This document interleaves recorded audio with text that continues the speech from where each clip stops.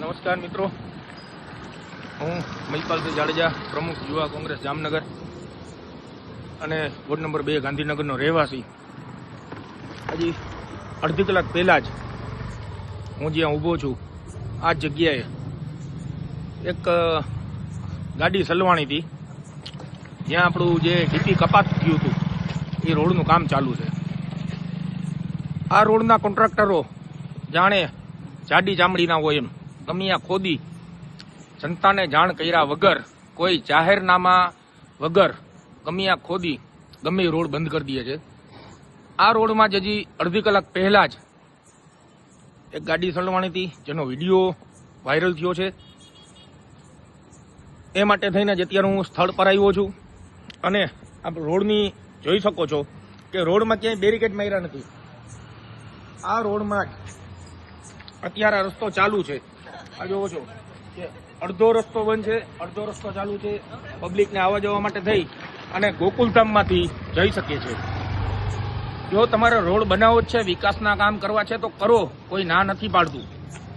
પણ તમે જે સરકારનું જાહેરનામું હોય, જ્યાં તમે કામ કરો છો ત્યાં કામ ચાલુ છે, રસ્તો બંધ છે, જેના બોર્ડ મારો છો એ બોર્ડ તો મારો, જેથી કરી વિસ્તારના જે સ્થાનિકો છે એને જાનમાલનું નુકસાન ના થાય.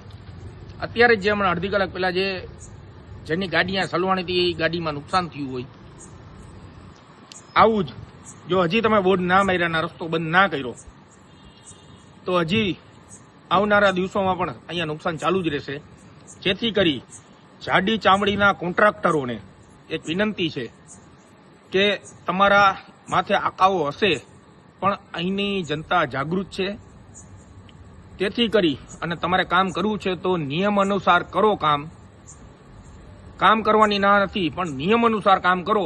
અને તમે જે રોડ ખોદો છે તો એ રોડમાં નામ નિશાન અહીંથી રોડ બંધ છે કે અહીંયા કામ ચાલુ છે એ જાણ કરવાની જવાબદારી તમારી છે. આ તમારી જવાબદારી છે, આ કરો. જો આ ના કહ્યું અને હવે જો અહીં નુકસાન થયું તો આવનારા સમયમાં તમારી સામે વિસ્તારને સાથે રાખી અને આંદોલન કરવામાં જરાય પાછી પાની કરવામાં નહીં આવે, આટલું તમને સૂચિત કરવામાં આવે છે.